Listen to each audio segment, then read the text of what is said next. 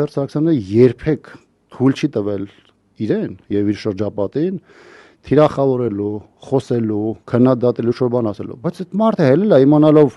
թե իր հայերի ինչ հարաբերությունների մեջ եղել Սերժ Սարգսյանը, ընդհանրապես այդ ժամանակահատվածում Սերժ Սարգսյանի մասին ունենց էր խոսում, անկեղծ եմ ասում, դեմս էլ էր չափալախ կտա, անկեղծ եմ ասում։ Անկեղծ եմ ասում։ Ասենք Արգիշտ։ Հիմա գիտես, Արգիշտը մինչև 2018 թվականը, թե չեմ սխալվում, նաև Էժմիածնի քաղաքապետարանում աշխատել։ Եղել է կադաստրի կոմիտեի ղեկավար Երվանդ Զախարյանի օգնականը, հետո էներգետիկայի նախարար, երբ որ դարավ